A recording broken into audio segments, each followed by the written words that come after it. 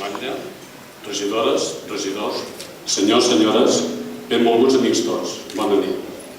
No puc començar aquest pregó d'altra manera que no sigui el demostrar el meu agraïment a tothom per l'honor que representa ser el pregoner de la nostra festa major. Gràcies, doncs, per la vostra confiança. El valor que té el poble per a cadascú es percep quan tenen llutins, i a mi em va passar als 14 anys. Els meus pares, amb gran esforç, em van pagar els estudis a Barcelona. En una edat encara no prou madura i amb uns mitjans de comunicació molt diferents dels d'ara, la separació amb tot el que havia estat fins aleshores al meu entorn va provocar-me una gran ignorància. Però al mateix temps em va activar una gran estima per Taradell, que no he deixat mai de portar-la dintre meu. Taradell, des de segles, ha estat el poble de molts dels meus avantpassats. I encara que no sigui mèrit meu, porto amb orgull un cognom d'origen taradellenc, inicialment dit Solà Gran, cognom que ostentava algun membre dels Solars. La família, que segons ens diu l'Antoni Pla de Vall i Font en la història de Taradell, és la tinguda com més antiga de la vila. Amb l'Assumpció, també taradellenca de Soca Real, en casar-nos i tenint present que la meva professió en aquell temps no era requerida aquí, fixaren com a residència Barcelona. Allà van néixer els nostres fills, però mai, ni estiu ni hivern, varen deixar de venir cada setmana a Taradell. Per tal, Can Capellà, Cal Frare, Cal Mongia, Cal Rectoric, Cal Rector, Cal Bisbert, Can Sant Pare, fins i tot hi havia Can Déu i a la casa de Can Missa Baixa. Sobre aquesta casa voldria fer un petit resum de l'evolució que ha tingut els dos últims segles, perquè en ell hi trobem, com en cap d'altre, moltes de les pautes o incidències socials que han experimentat el nostre poble. La casa estava situada al carrer de Dalt, cantonada amb el call de Can Missa Baixa, o sigui, Sant Sebastià de Montbou. En el segle XIX, tot i la pobresa que Taradell patia degut a la greu crisi dels paraires i teixidors, es continuaven celebrant les fires i amb molta concurrència. Un petit negoci eren els hostals, per tal de donar acollida als visitants. Can Missa Baixa era un d'ells, i era el de més capacitat. En la primera meitat del segle XX, el perfil d'aquesta casa coincideix amb l'aspecte dominant de la vila. Això és, cases tirant a rònegues i amb una majoria de població que treballava a les fàbriques que s'anaven instal·lant al poble. Encetint la segona meitat de segle, el propietari no forma part de la casa i s'hi fa un habitatge més modern per residir-hi. Mostra l'època de passada la postguerra, en la que a poc es comencen a rehabilitar algunes cases. Pels anys 60, l'arribada d'un important flux de gent vinguda d'arreu de l'Estat provoca a tot Catalunya una massiva construcció d'habitatges. Aquesta casa pren la iniciativa.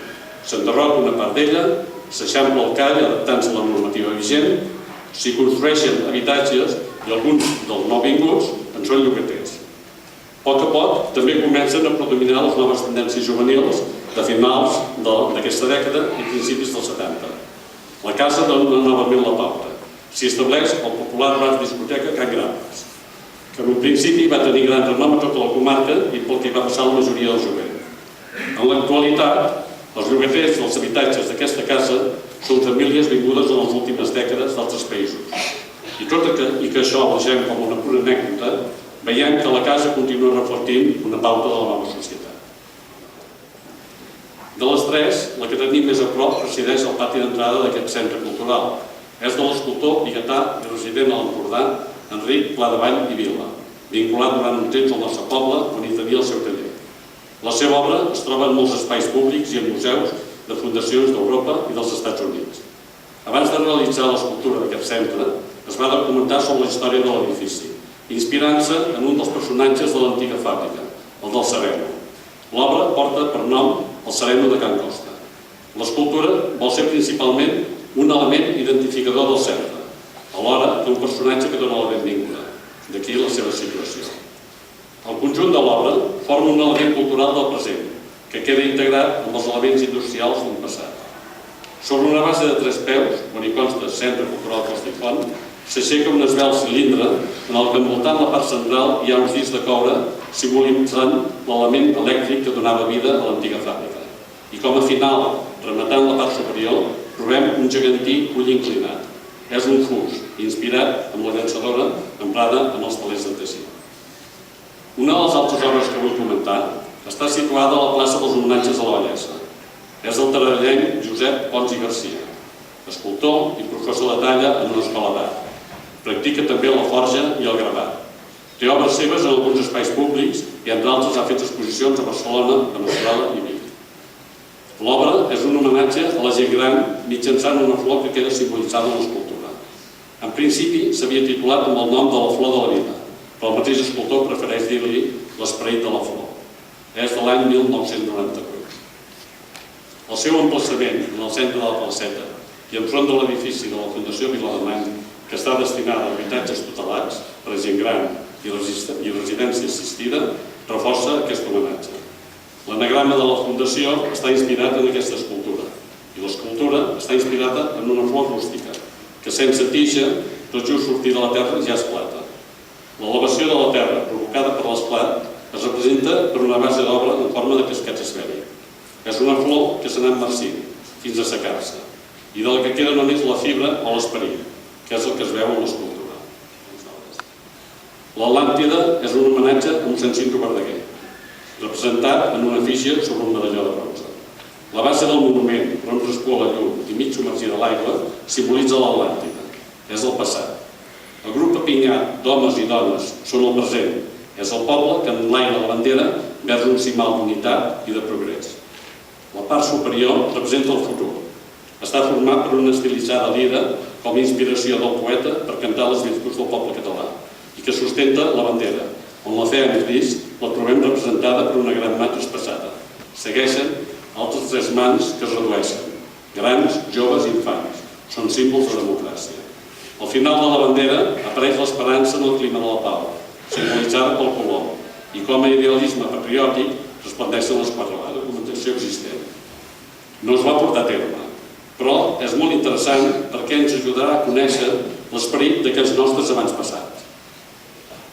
Sortien d'un segle molt tenebrós per l'economia, però de seguida comencen a portar serveis a la població. Enllumenat públic en casa de Satilè, l'electricitat, pujada de les aigües cap al poble, telèfon, obra del passeig de Domènec Ser per comunicar la carretera de Vic i la de Balenyà, i dissenyen un gran pla urbanístic on es contemplava l'eixample de la vila pel sector ponentí. El pla tenia com a previsió l'organització de tots els terrenys situats a ponent del passeig de Domènec Ser i la carretera de Balenyà. Els seus límits eren pel sud, l'actual plaça de l'Atlàntida, i per ponent el Pujoló, triplicant gairebé la superfície del sòl urbà que fins aleshores tenia la població. Però la peculiaritat o originalitat del pla era que partia d'una estructura radial de carrers. Aquests, des de 4 punts repartits pel sector, s'obrien formant un ventall. Hi havia un punt preferent que coincidia amb el centre de la portalada de l'església, des del qual es projectaven 4 nous carrers radials i una plaça en forma de semicercle. A part d'aquesta original disposició dels carrers, sorprèn l'amplada prevista.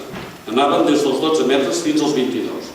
Així, per exemple, el passeig de Sant Genís, que és el que està enfront de l'església, estava projectat aproximadament al mateix lloc que ara, però amb 4 metres més d'amplada que l'actual. Realment, aquests nostres avis o tenien una gran visió de futur o eren molt pinxos.